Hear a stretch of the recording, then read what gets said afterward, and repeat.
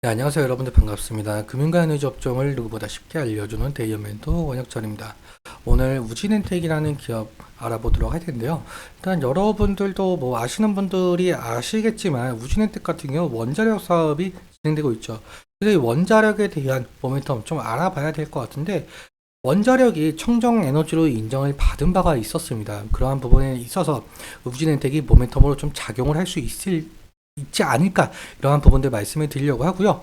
그리고 우진엔텍 오늘 같은 흐름이 20일 이평선을 좀 돌파해주는 모습을 보여줬었어요. 그래서 혹시나 이 상승 추세로 전환이 될지에 대한 이 주가적인 측면에 대해서도 좀 말씀을 드려보려고 합니다. 그러니까 여러분들과 같이 한번 확인해 보도록 할 텐데, 일단 제가 좀 강조 드리고 싶은 말이 있어요. 여러분들께서 우진엔텍 이것이 정말 궁금하다라는 점이 있으시면은 댓글 남겨주셔가지고 제가 그 댓글을 토대로 영상에서 말씀을 드리도록 할 거거든요. 제가 아는 내용이라고 한다면 바로 말씀을 드리도록 하고, 제가 모르는 내용이더라도 서치 이후에 말씀드리도록 할 테니까 꼭 댓글 남겨주시면 정말 감사할 것 같습니다. 그러면 우진엔텍 바로 보도록 할 텐데, 일단 우진엔텍 같은 경우 원자력 그리고 화력 발전소 계측 제어 설비 정비 전문 업체이죠. 그리고 설비 진단, 성능 개선을 포함한 종합 솔루션을 제공하고 있는 업체이고요. 매출 비중을 좀 살펴보자라고 한다면, 지금 여기 용역 부분에 대해서 대부분 매출을 좀 차지하고 있는 상황을 볼 수가 있죠. 그리고 원자력 용역이 72.52%, 화력 용역이 27.48% 차지하고 있는데, 2023년을 좀 기준으로 따져 보자면 원자력 부분에 대해서 12%좀 더 오른 것을 확인할 수가 있겠고요. 반대로 화력 부분은 좀 떨어진 모습을 확인할 수가 있죠. 그래서 원자력 용역이 좀 대부분 차지하고 있다 보니까 이 원자력에 대한 모멘텀도 함께 알아보는 것이 우진엔텍의 중요 투자 포인트 중 하나가 될 가능성이 높을 것 같은데요. 그다음 원자력에 대한 모멘텀 어떤 것들이 있는지 좀 확인해 보도록 하겠습니다. 사실 원자력 같은 경우 전 정부 시절에 이 탈원전 사업으로 인해서 사실 원전에 대한 사업을 다 죽여놓았었잖아요. 거의 47조 원에 달하는 피해가 발생을 했다라고 하는데, 그런데 지금 현재 윤석열 정부 기조 같은 경우 탈원전 정책을 폐지하고 다시금 원전 최강국을 노리고 있는 상황이죠. 이 정부의 적극적인 지원으로 원전 가동률이 상승을 한 바가 있었고, 그리고 시장 점유율도 확대에 따른 실적이 지속이 될 전망이고, 신한울 3호와 4호도 건설 재개가 진행된 만큼 원자력 발전 생태계 회복에 대한 수혜를 받고 있다라고 볼 수가 있을 것 같습니다. 그리고 또 한 가지 모멘텀 같은 경우 원전 해체 시장이었는데요. 우진엔텍은 신규 사업으로 원자력 발전소 해체 시장 분야에 진입을 준비하고 있었고, 이 정부의 국책 과제를 통해서 원전 해체에 필요한 핵심 기술까지 개발한 상태였습니다. 그런데 사실상 원자력이 이 탄소 중립에 맞는 이 친환경인지 논란이 상당히 많았었는데, 이 원전을 건설을 할 때 이 탄소를 상당히 많이 배출하기 때문이에요. 그래서 글로벌적으로 원전 방향성이 좀 해체하자라는 말도 나왔었던 거고요.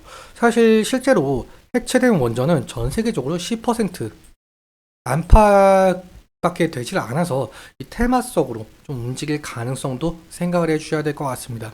그리고 여기서 중요한 것이 한 가지가 더 있는데, 국제 에너지 기구에서 원전을 청정 에너지로 처음으로 인정을 한 바가 있었었는데요. 그렇다는 것은 이제는 이 원전 해체 시장보다는 원전 건설 시장이 얼마나 더 크게 성장을 하는지 지켜봐야 될 것 같습니다.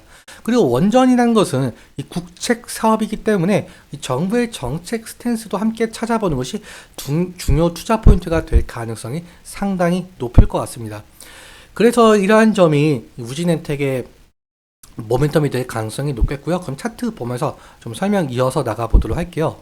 우진엔텍의 차트를 보시면 상장한 지 얼마 되지 않은 회사이기도 하죠. 오늘 같은 경우 7.4% 정도 상승한 모습을 좀 확인할 수가 있겠는데, 20일 이평선을 돌파를 해준 모습이에요. 그래서 지지라인 같은 경우 21 이평선 부분이 될 가능성이 높겠고요. 만약에 21 이평선을 이탈을 하게 된다고 한다면 전에 지지했던 구간이 이 60일 이평선이 될 가능성이 높겠죠. 하지만 60일 이평선을 이탈을 하게 된다고 한다면 리스크적인 관리는 필요할 수 있을 것으로 보이고 있고요. 그리고 5월 31일이죠. 5월 31일에 신고가를 한번 찍은 적이 있었잖아요. 그래서 어떻게 보면 신고가 부분에 해당을 하고 있는데, 그래서 이 상승시마다 이 차익 실현 매물이나 원금 버전 매물이 나올 가능성이 상당히 높다는 점 인지해 주시면 좋을 것 같습니다. 수급적인 측면도 함께 살펴보자라고 한다면 오늘 같은 경우 개인이 23,000주 정도 매도를 한 모습을 보실 수가 있겠고요. 외국인 같은 경우는 17,000주 매수, 기간은 5,000주. 특히 금투에서 4,100주 정도 들어온 모습을 확인을 할 수가 있어요. 저번 주 금요일 같은 경우 반대로 개인이 매수, 그리고 외국인 매도, 기관의 매수 이렇게 볼 수가 있을 것 같아요.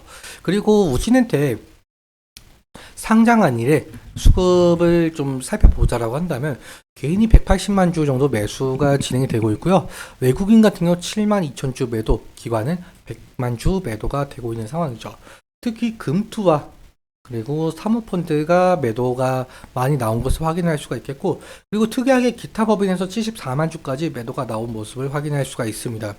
사실 이 기타 법인의 매도나 매수 같은 경우 이 공시가 나오지 않는 이상은 어느 기업에서 매수를 했고 어느 기업에서 매도를 했는지 정확하게 알 수가 없는 부분이 있다 보니까 이 공시가 계속적으로 나오는 것을 좀 확인해 보시는 것도 좋을 것 같고요.